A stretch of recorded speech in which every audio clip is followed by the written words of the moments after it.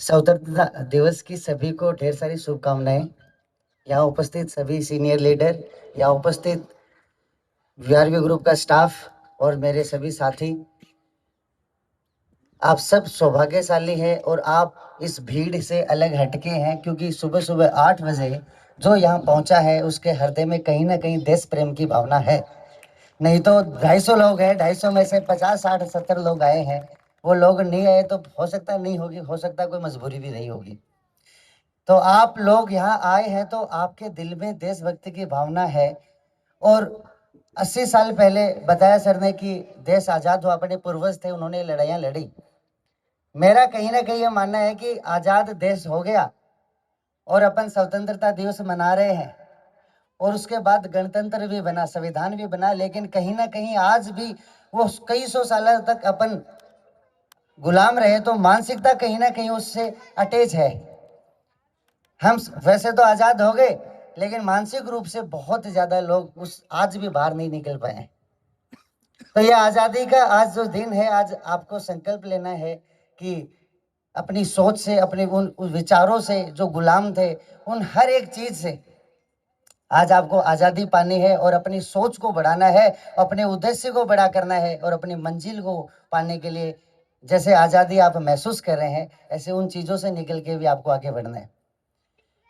ये देश में नाम ले रहे हैं अपन, जितने भी लोगों ने साहित्य मतलब उनका नाम है देश को आजाद कराने में, और अप्रत्यक्ष रूप से भी बहुत लोग थे, हजारों लोग थे जिनका नाम नहीं है, जो शहीद हुए हैं। भगत सिंह, सरदार भगत सिंह जब असेंबली में बम फेंके तो वो अपनी टीम के वो थे, सीनियर लीडर थे। तब उनको कहा कि ये तो लीडर है, कौन जाएगा बम फेंकने असेंबली में?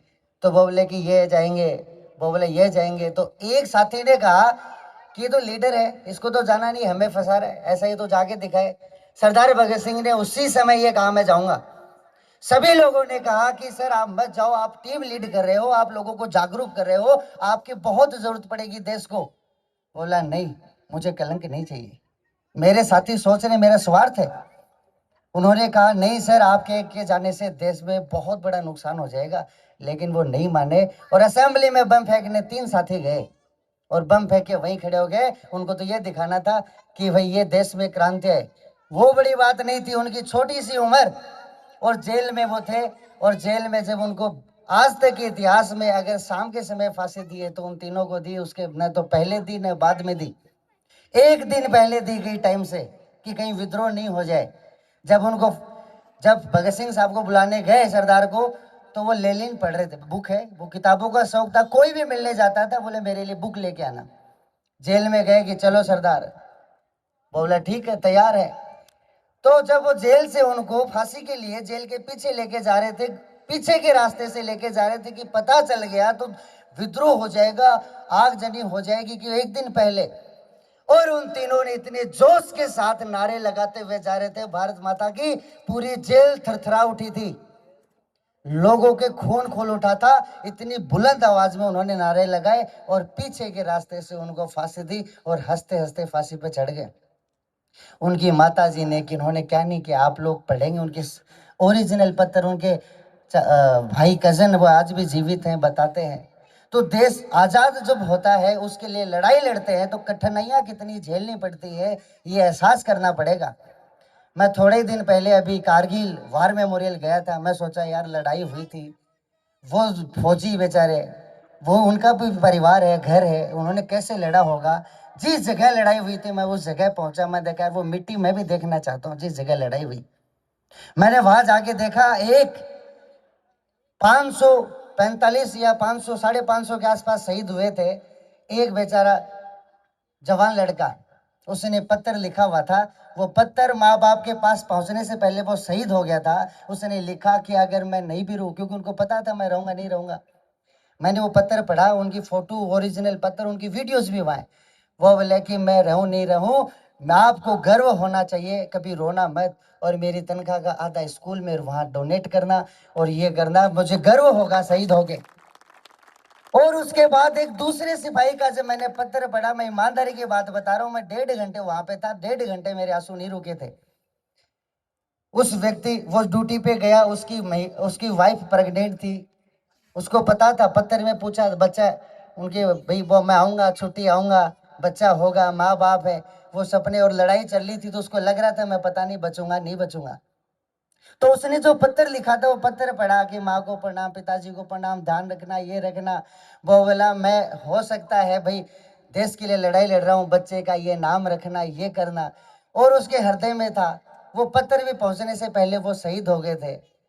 तो वो व्यक्ति, उसके कैसे भाव होंगे, उसका परिवार, उसने मतलब कितना कॉम्प्रोमाइज किया होगा। तो आजादी जो है, आजादी शब्द छोटा सा है, लेकिन आजादी के लिए जिन्होंने लड़ा है, उन्होंने क्या जिया है, क्या किया, क्या त्याग किया है, उसका एहसास हम जिस दिन कर लेंगे तो आपके सपनों को कोई रोक नहीं सकता। इसी के साथ मैं ये कहूंगा कि सब लोग, मैं धन्यवाद देना चाहूंगा पीसी सर का, मेरे गुरुजी का, कि आप लोगों को उस बुलंदी तक ले जाने के लिए इन्होंने वो ठाना। जब कोई इंसान बड़ा दृढ़ संकल्प लेता है, कोई बड़ा काम करने जाता है, वो चाहे सरदार भगत सिंह हो, चाहे कोई भी स्वतंत्रता सेनानी रहे हो, उनके साथ में फिर बगावत हुई है कि यार क्या करा, पागल है क्या, ऐसे नहीं करना। भगत सिंह को भी खूब कहा कि मत लो ये फैसला, लेकिन लिया, और वही फैसला हमारे आदरणीय डायरेक्टर साहब ने लिया, और ये इसका बहुत बड़ा इतिहास बनने वाला है, और सभी लोग बहुत ऊंचाइयों तक जाएंगे। आप लोग छोटा सा सहयोग कर सकते हैं तो वो देश के लिए सहयोग होगा, वो स्वतंत्रता में सहयोग रहेगा। दुनिया क्या करती है हमें कोई मतलब नहीं है। आप कहीं जाते हैं, कोई कचरा फेंक रहा है, रोड पे फेंक दिया, कोई कुछ कर दिया, आप खुद वो मत करो, किसी को ठीक करने की जरूरत नहीं, भाई ये क्या कर रहा है, कचरा क्यों फेंका, नहीं, आप मत फेंको, आप डस्टबिन में डाल दो बस। और आपका कोई साथी, उसको कहो भी तेरे को ही ठीक कर दे, किसी को ज्ञान देने की जरूरत नहीं है। इसी प्रकार से कोई गलत काम हो रहा है, आप टोको कि नहीं ये गलत है, ये नहीं होना चाहिए।